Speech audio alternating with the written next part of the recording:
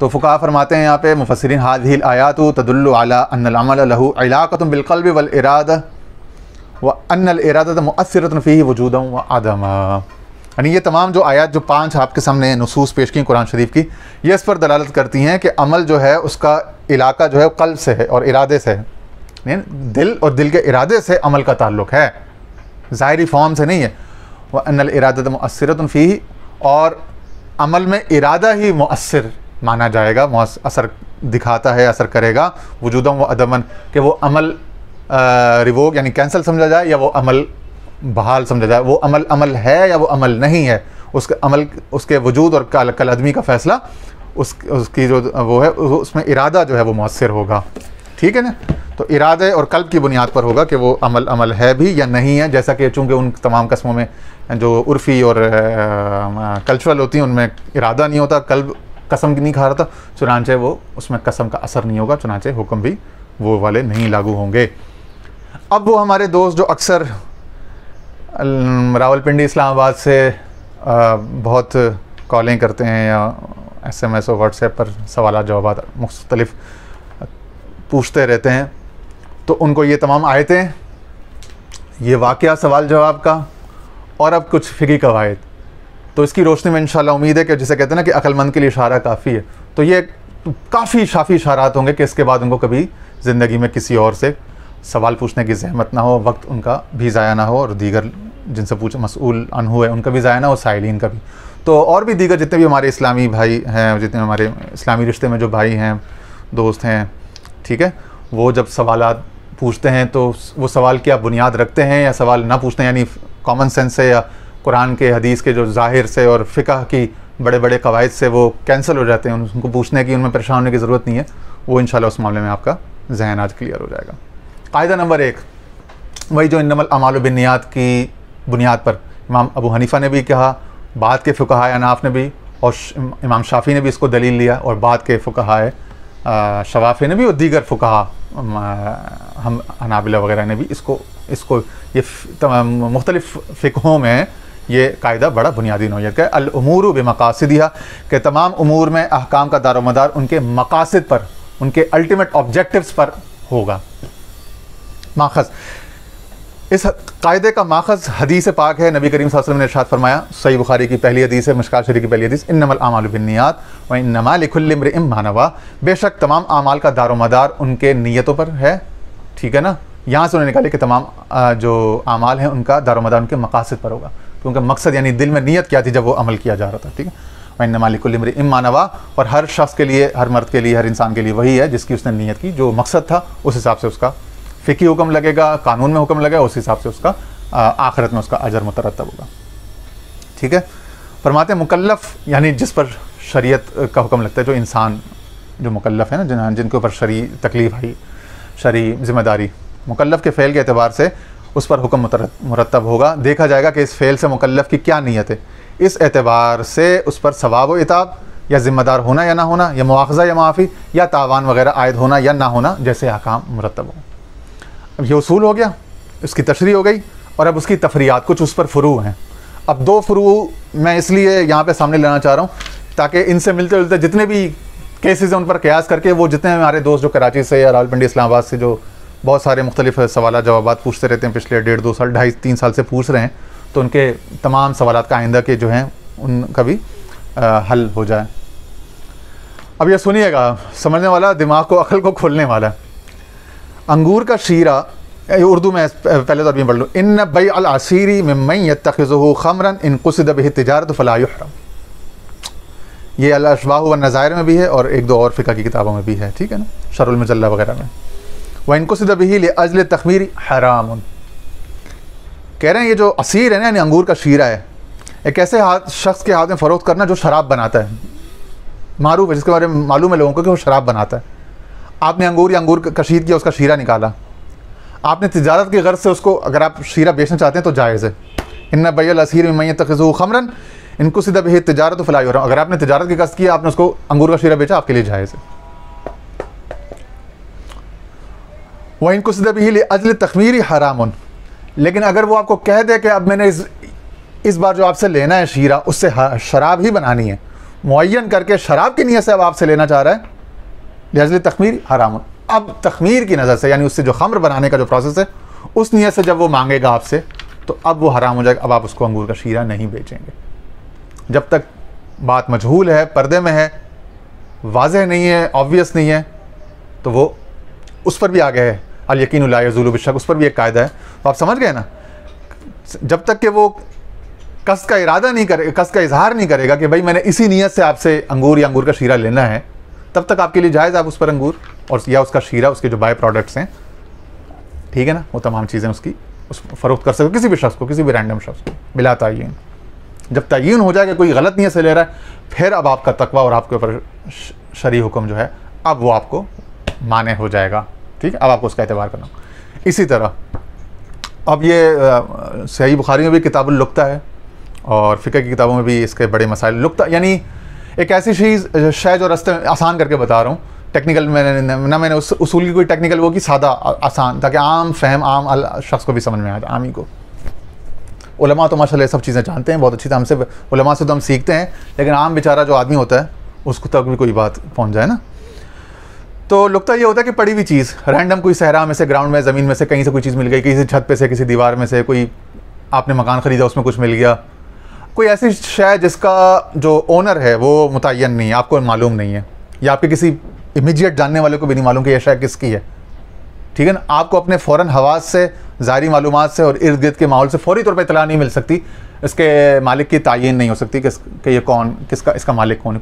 कोई किसी की साइकिल है, कोई मोटरसाइकिल है, कोई रास्ते में कोई बैट या विकेट या बॉल पड़ी हुई है, तमाम चीज़ें लुकता है, या पैसा रख दी, नकम, सोना चांदी, कुछ भी हो, लुकता कुछ भी हो सकता है।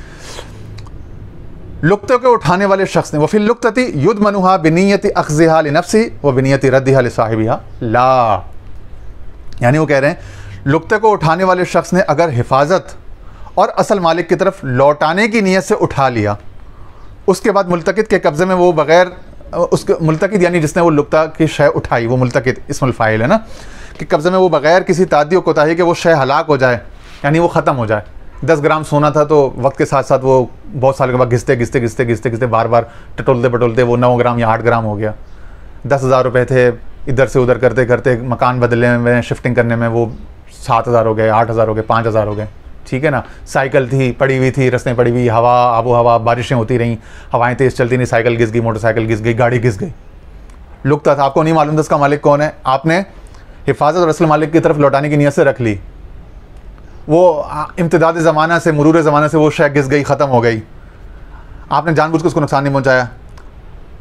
चंद सालों के बाद, कुछ सालों के बाद उसका मालिक आ गया, उसने डिमांड किया, तो ज़िमान आप पर वाजिब नहीं होगा। अगर बात बग़ैर तादी हो, तकसीर हो, कोताही के, अगर वो शय हलाक हो जाए, उसमें नुकसान हो जाए, उसमें डेप्रेसिएशन हो जाए, तो मुल्तकित यानी लुक्ते का जो बेरर है, उसका जो हामिल है, उसको अपने पास रखने वाला है, अपनी कस्टडी में, उस पर कोई जिम्मेदारी नहीं होगी। और अगर उसने मालिक बनने के कष्ट से उठाया, यानी उसने पहले तो एक ट्रेजरी की हैसियत से उठाया था ना, ठीक है, ट्रस्टी की हैसियत, अब उसने मालिक के, ठीक है, बेनिफिशियल ओनर की हैसियत से उठा लिया, तो ये गासिब तसव्वुर, प्रोप्राइटरी हैसियत में उठाया ना, तो अब ये गासिब तसव्वुर किया जाएगा। लिहाजा अब उस लुक्ता में जिसका मालिक मुअय्यन नहीं है, उस शय में जो भी हलाकत, नुकसान, डेप्रेसिएशन होगी, उसका ज़िमान जो है वो मुल्तकित पर वाजिब होगा, खा बग़ैर इसकी तादी और तकसीर के हलाक हो। यानी अगर वक्त के हिसाब से भी अगर वो चीज़ डिप्रेसिएट हो गई, उसमें नुकसान हो गया, कमी बेशी हो गई, ठीक है ना, इसने जानबूझ के उसको नुकसान नहीं पहुँचाया, उसको इस्तेमाल भी नहीं किया, लेकिन वो चीज़ अपनी उसमें कम हो गई, ठीक है ना, तो अब चूँकि वो गासिब है, चुनांचे गासिब मुतलकन मग़सूब की यानी वो शय जो गसब की गई उसकी हलाकत पर ज़ामिन होता है। और फिर लिप्तती युज़मनुहा बिनियति अख़्ज़िहा लिनफ़्सी व बिनियति रद्दिहा लिसाहिबिहा ला, अगर उसकी नीयत रद्दिहा लिसाहिबिहा है तो फिर नहीं, युज़मनुहा उस पर ज़िमान नहीं होगा, और अगर अख़्ज़िहा लिनफ़्सी अगर उसने अपने लिए ले लिया, अपने इस्तेमाल के लिए, अपने तसर्रुफ़ के लिए, तो फिर वो उस पर ज़िमान होगा। ठीक है ना, ये हो गया। दूसरा कायदा है अल यकीनु ला यज़ूलु बिश्शक। ये इंशाल्लाह ज़िंदगी भर समझ लें, दरसे कुरान भी हो गया, दरसे हदीस भी हो गया, दरसे फ़िक़्ह भी हो गया, दरसे तसव्वुफ़ और दरसे मसनवी तो था ही था। अल यकीनु ला यज़ूलु बिश्शक, यकीन को किसी शक के ज़रिए से ज़ाइल नहीं किया जा सकता। बहुत सारे उन सवालात का जवाब जो मुझसे पूछे जाते हैं या और लोगों से पूछे जाते हैं, हाँ, इस शक का जो माखज़ है ना वो हदीस पाक है। नबी करीम सल्लल्लाहु अलैहि वसल्लम ने इरशाद फरमाया, सही मुस्लिम की हदीस किताबुल हैज़ की है, और ठीक है ना, सही मुस्लिम में किताबुल मसाजिद में भी है, ठीक है। इज़ा वजद अहदुकुम फ़ी बतनिही शैअन फ़उश्किल अलैहि अख़रज मिन्हु शैअन अम ला फ़ला यख़रुजन्न मिनल मस्जिद हत्ता यस्मअ सौतन औ यजिद रिहा। कितना अल्हम्दुलिल्लाह, सरकार दो आलम कितनी आसानी कर। और माया के तुम में से किसी शख्स को पेट में कोई शय महसूस हो, दबाव मरोड़ या कुछ महसूस हो, फ़उश्किल अलैहि, और उसका इश्काल हो जाए, वसवसा हो जाए या शक में बंदा पड़ जाए, अख़रज मिन्हु शैअन अम ला, कि वो अपने जो एक्सक्रीशन का जो पॉइंट है वहाँ से वो शय बरामद हुई है गैस या लिक्विड की सूरत में या सॉलिड की सूरत में या नहीं, एक सवाल इश्काल एक पैदा हुआ ना, कन्फ्यूजन। फ़ला यख़रुजन मिनल मस्जिद, तो वो शख्स मस्जिद से बाहर ना निकले, हत्ता यस्मा सऊतन औ यजिद रिहन, यानी कि वो मस्जिद में या वज़ू की हालत से वो अपने आप को बाहर तस्वुर ना करे, यहाँ तक कि वो क्लियरली वाज़ेह तौर पर आवाज़ सुन ले या हवा का बू वगैरह या हवा के उसको निकलने की महसूस हो कि हवा निकली, ठीक है ना, ठीक है ना। तो या तो वो आवाज़ सुन ले या री के अखराज का उसको मुतहक्कक हो जाए यकीन के साथ, अदरवाइज़ वो अपने आप को बावुज़ू ही समझे, ताहिर तैयब समझे, ठीक है। इसी तरह दूसरा है, इज़ा शक्का अहदुकुम फ़ी सलातिही फ़लम यदरी कम सल्ला सलासन अम अरबअन फ़लयतरह शक्का वलियबिन अला मस्तैकन। यानी इसी तरह तुम में से किसी शख्स को नमाज में शक हो जाए कि उसने कितनी नमाज़ें पढ़ी हैं, क्या उसने 3 रकात पढ़ी हैं चौथी, अब वो शक हो गया यार मैं ये तीसरी रकात चल रही है मेरी या चौथी, तो वो शक पे ना जाए, यकीन की तरफ देखे कि उसमें यकीन किस तरह आ रहा है, उसको क्या महसूस हो रहा है कि उसने अभी 2 पढ़ी थी, तीसरी में खड़ा हुआ या तीसरी पढ़ चुका वो चौथी में खड़ा हो, बस जिस तरफ उसका दिल इस्तफ्ती कल्बक, अपने दिल से फतवा लो, ये भी हदीस। अब अपने दिल का यकीन देखे, दिल का रुझान झुकाव देखे, और इसी तरह सहरा में या किसी जगह में जहाँ पे सिमत किबला का तयन ना हो, सूरज ना हो, तो क्या फल तहर्री, कि वो तहर्री करे कि भाई, और जहाँ पे दिल उसका गवाही दे वहाँ पे तो कुछ नहीं नज़र आ रहा, और यहाँ तो उसको मालूम हो सकता है कि अभी मैंने कितनी रकातें पढ़ी हैं। तो दोनों सूरतों में वो अपने यकीन देखे कि यकीन किस तरफ है, गालिब रुझान किस तरफ, गालिब रुझान उसको यकीन की तरफ ले जाए, उसको यकीन समझे और उसी पर इल्म करे, उसी पर अमल करे और शक में ना पड़े। तो इंसान की नफ्सियात में उसके जहनी, उसके जो यकीन का जो फ्रेमवर्क है, स्ट्रक्चर है, उसमें यकीन को चाहा गया है, ठीक है ना, बरखिलाफ शक के। लेकिन आप देखते हैं कि कुछ ऐसे तबकात हैं जो सिर्फ शक के ऊपर थ्राइव कर रहे हैं, कैपिटलाइज कर रहे हैं, शक को फैलाने में लगे रहते हैं। उसी वजह से कौम के अंदर मजमूई तौर पर शक की बीमारी, मर्ज फैल गया, आम है। इस कायदे की तायीद जो है वो कुरान करीम की इस आयत से भी होती है। कुरान शरीफ की आयत है अल-इसरा की आयत नंबर 36 है, सूरह बनी इसराइल की, वला तकफु मा लैसा लका बिही इल्मुन, और उस चीज़ में क्यों पढ़ते हो, उस चीज़ में ना पढ़ो, उस पर बॉदर ना करो जिसके बारे में तुम्हें इल्म नहीं है। यानी यकीन ही नहीं है तो फिर शक में ना पढ़ा करो, उसके पीछे ना पढ़ो। इंसान शक के वसवसे के पीछे पड़ता है, पीछे पड़ने से मना किया था। हाँ, जो यकीनी शय है उसको पकड़ लो, उसके मुताबिक अगला स्टेप ज़िंदगी का जो बजा लाओ, ठीक है ना। फिर अल्लामा इब्ने अब्दुल बर अल-अंदलसी फरमाते हैं, फ़ी हाज़िल हदीस मिनल फ़िक़्हि अस्लुन नज़ीमुन जसीमुन मुतरद्दिन फ़ी अक्सर अल-अहकाम व अन्न अल-यकीन ला यज़ूलुहु अश-शक व अन्न शैअन मबनी अला अस्लिही अल-मारूफ़ हत्ता यज़ूलुहु यकीन ला शक्क मअहु, ठीक है ना। तो फिर उन्होंने निकाला कि भाई इसकी के अंदर असल है फ़िक़्ह की कि शक कभी भी यकीन को ज़ाइल नहीं करेगा। ये हो गया 2। तीसरा अल-मुशक्क़त तजलिबुत तयसीर, मुशक्क़त आसानी को लाती है। तो कुरान शरीफ की आयत पर भी इसकी बुनियाद है ना, अलम नशरह लका सदरक व वदाना अन्का विज़रक लज़ी अन्क़ज़ ज़हरक व रफ़अना लका फ़इन्न मअल उसरि युस्रन, इन्न मअल उसरि युस्रन, 2 दफ़ा फरमाया कि तंगी के बाद आसानी है, तंगी के साथ आसानी है, ठीक है ना, माख़ज़। इस कायदे का असल जो है मकसूद है वो इंसानों के लिए आसानी और सहूलत इख्तियार करना। चुनांचे कुरान शरीफ की आयत युरीदुल्लाहु बिकुमुल युस्र वला युरीदु बिकुमुल उसर, सूरह अल-बकरा की आयत नंबर 185 185 है। पिछले साल हमने आवाज़ दोस्त इसी रमज़ान की दूसरी या तीसरी तारीख़ थी, दूसरा या तीसरा रोज़ा था, आप चेक कर लें। आवाज़ दोस्त सीज़न 1 का जो 2020 का जो लेक्चर नंबर 3 था वो इसी तजलिबुत तयसीर, जलब तयसीर, यानी जो कुरान का और हदीस का, शरीयत का जो तयसीर का यानी आसानी के हुसूल का जो वो फ़लसफ़ा है, फ़लसफ़ा तदरीज, फ़लसफ़ा तयसीर, यानी अहकाम को बतदरीजन एक ऊपर से ऊपर बढ़ाया जाए और इस तरह तयसीर रखी जाए कि उनको आसानी की जाए, जहाँ जहाँ गुंजाइश हो, जहाँ जहाँ ज़रूरत हो वहाँ। तो उस पर वो तकरीबन 42-43 मिनट का मेरा तफसील से मसनवी शरीफ का लेक्चर है, इसमें हमने कुरान शरीफ की तमाम आयात और हदीस के वो तमाम सही बुखारी के रेफरेंसेस के साथ वो तमाम हदीसें कोट की थी जो तयसीर के फ़लसफ़े को की तायीद और सपोर्ट करती हैं। फिर दूसरी आयत युरीदुल्लाहु अन युख़फ़्फ़िफ़ अन्कुम, अल्लाह ताला तुम्हारे ऊपर तख़फ़ीफ़ का, आसानी का इरादा करता है। चौथी आयत जो है वो है, या तीसरी आयत बल्कि, जी हाँ, वो सूरह अल-हज की आयत नंबर 78 है। हमने ये तमाम आयत वहाँ कोट की थी। वमा जअल अलैकुम फ़िद्दीन मिन हरज, अल्लाह ताला ने तुम्हारे लिए दीन में कोई तंगी नहीं रखी। इसी तरह सही बुखारी की किताबुल ईमान, अद्दीन युस्रुन, कि दीन महज आसानी है, दीन सरासर आसानी है ना, ज़ैदुन अदलुन, कि ज़ैद सरासर अदल है, अद्दीन युस्रुन, दीन सरासर आसानी है। आप सल्लल्लाहु अलैहि वसल्लम ने इरशाद फरमाया, इन्न अद्दीन युस्रुन वलन युशाद्दीन अहदुन इल्ला गलबहु, दीन में आसानी है और जो शख्स दीन में शिद्दत इख्तियार करता है वो कुछ नहीं करता, दीन उस पर गालिब रहेगा, दीन उस पर गालिब आ जाता है, दीन उस पर गालिब आ जाएगा। दीन पर वो गालिब नहीं है, दीन को नहीं बदल सकेगा, दीन उसको बदल देगा, उसको या तो रास्ते से मिटा देगा या उसके दिमाग को दुरुस्त कर देगा। लेकिन दीन खुदा की चूँकि ताकत से, खुदा के नूर से है, तो उस पर कोई असरअंदाज फिलवाक़े फिल हकीकत नहीं हो सकता। यही वो जो कहा ना कि हमने इसकी हिफाजत का वादा किया, इन्ना नहनु नज़्ज़लना ज़िक्र व इन्ना लहु लाफ़िज़ून, तो अज़्ज़िक्र में कुरान और कुरान के साथ में हदीस और उसका जो सही फ़हम दीन है, और हदीसों में भी है कि क़यामत तक एक तबका ऐसा रहेगा जो दीन के दुरुस्त फ़हम पर रहेगा और दीन की तजदीद की ज़िम्मेदारी अहया की करते रहेंगे। वो उनको कोई किसी मुलामत करने वाले की मुलामत, किसी की मज़म्मत करने वाले की मज़म्मत, किसी का साथ देना ना देना कभी मुतासिर नहीं करेगा। ठीक है, तो दीन मुशक्क़त को रफ़ा चाहता है, इर्तिफ़ा चाहता है, रफ़ मुशक्क़त चाहता है और जल्ब तयसीर चाहता है। ठीक है, असबाब मुशक्क़त क्या है, कौन कौन सी चीज़ें मुशक्क़त में आती हैं? उसमें मर्ज़ है, सफ़र है। आपको मालूम है कि वइन कुन्तुम मरीदन औ अला सफ़रिन, कि वो जो मरीद हो, सफ़र हो, उस पर रोज़े में रुख़्सत दे दी गई। ठीक है ना, वो गिन ले फिर बाद में, जब मामला जब आफ़ियत का हो, मर्ज़ भी ना हो, सफ़र भी ना हो, घर में बैठा हो, तो फिर वो पूरे कर ले। अच्छा, मर्ज़ है, सफ़र है, निस्यान है, तीन हो गए। इकराह, जबर, वो आयत अभी हमने सुनाई थी कि अगर इकराह हो, जबर हो, तो अपनी जान बचाने के लिए कोई भी कलमा कुफ्र इंसान कह सकता है, मगर दिल ईमान पर हो। दिल पर तो किसी का कब्ज़ा नहीं, दिल तो चीर कोई नहीं, दिल ईमान पर हो, ज़ुबान से वो कोई ज़ाहिरी कुछ कर देगा तो उस पर कोई तकफ़ीर या इर्तिदाद का हुक्म लागू नहीं होगा। ख़ुद कुरान ने, अल्लाह ताला ने इजाज़त दे रखी है। ठीक, तो मर्ज़, सफ़र, निस्यान, इकराह, चार हो गए। उसर यानी माली तंगी,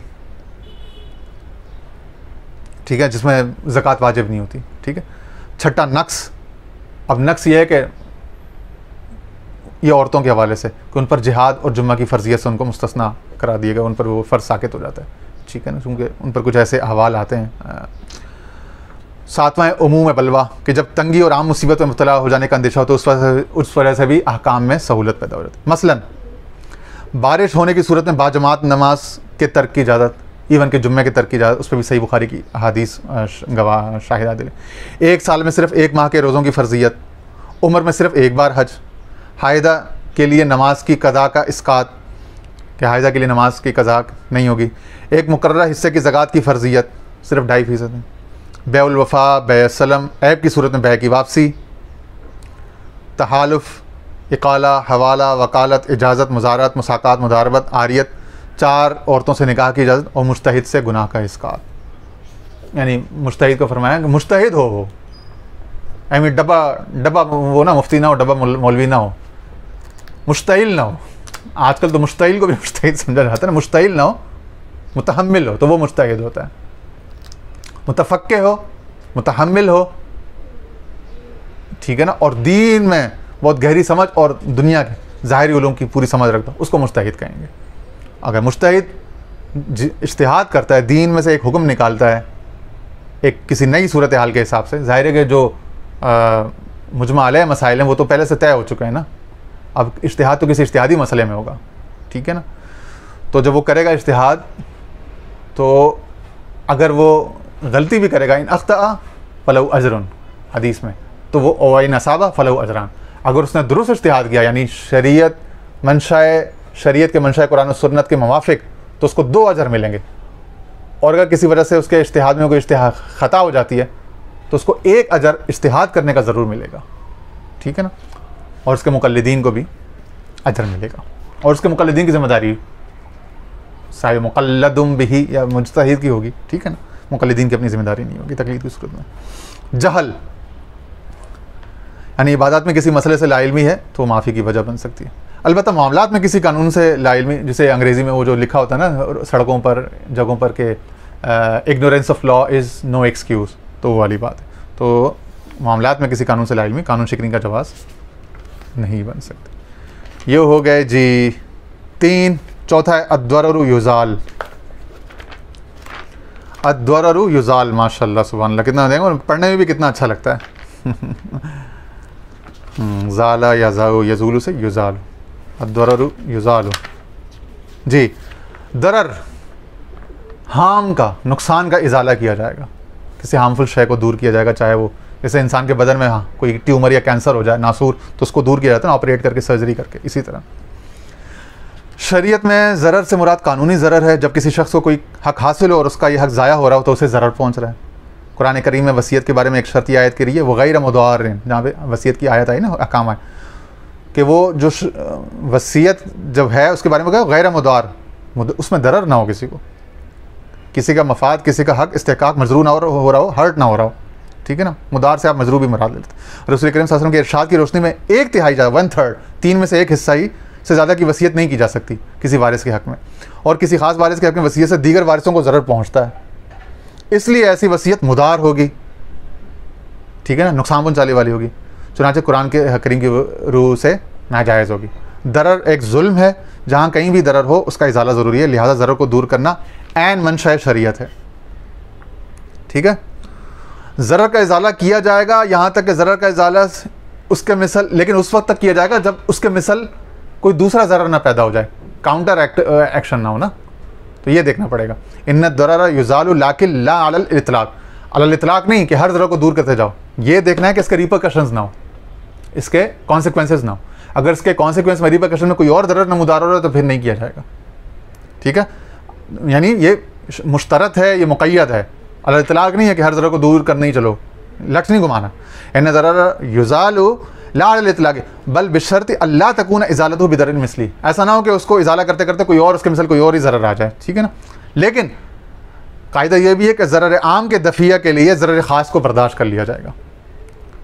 युतहम्मलु दररुल ख़ास्सु लिदफ़इ दरर आम, एक आम दरर में लोग मुब्तला हैं, जैसे एक दहशतगर्द कोई जमात या फ़िरका कोई असलहे के ज़ोर पे कोई अपना वो ज़माने पे लागू करना चाहता है, तो अब ऐसे मुतहारिब जत्थे से, दहशतगर्द गिरोह से, ऐसे तशद्दुद पसंद समाज दुश्मन टेररिस्ट किसी जिसे कहते हैं ना आर्म्ड जो मिलिशियाज़ हैं, उसको ख़त्म करना अब रियासत के ऊपर लाजिम होगा, फ़र्द के ऊपर नहीं।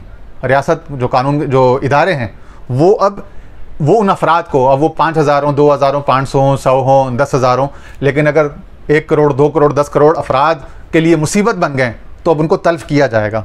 युतहम्मलु दररुल ख़ास्सु लिदफ़इ दररिल आम, कि ज़रर ख़ास यानी कुछ लोगों का ब्लड शेड या नुकसान जो है उनको तल्फ़ करना, उनकी तल्फ़ी कुरान में है ना कि उनको दाएँ और बाएँ उनका पाँव काट दिया जाए, एक तरफ का पाँव एक तरफ बाएँ, जो लोग ज़मीन में फ़साद फिलर्स करते हैं, ठीक है ना। और भी बहुत सारी इस पर कुरान शरीफ की नसूस हैं। तो जो लोग ज़मीन में फ़साद फैलाना चाहते हैं, दहशतगर्दी मचाना चाहते हैं, उनको ख़त्म किया जाएगा। रियासत बज़ोरे मदस्त बज़ोरे बाजू ताकत का इस्तेमाल करके उनको ख़त्म की जाएगी। ये ख़ास ज़रर बर्दाश्त कर लिया जाएगा ताकि ज़रर आम, वो जो पूरे माशरे को कन्फ्यूज़ कर रहे हैं, परेशान कर रहे हैं, दहशत ज़दा खौफज़दा कर रहे हैं, हरासा कर रहे हैं, हरासमेंट कर रहे हैं, उससे निजात हासिल करने के लिए एक ख़ास तबके को, गिरोह को, जमात को, फ़िरके को, तंजीम को, उसका ख़ात्मा जो है वो नागुज़ीर होगा। इसी तरह एक और हदीस है, अल आदतु मुहकमतुन, आदत यानी उर्फ़ की बिना पर हुक्म लगाया जा सकता है, या यूँ आप कह लें कि अल उर्फ़ मुहकमुन, उर्फ़ की बिना पर हुक्म लगाया जा सकता है, या उर्फ़ मुहकम होगा, उर्फ़ फ़ैसला करने वाला होगा, फ़ैसला कुन होगा, या आदत फ़ैसला कुन हो सकती है।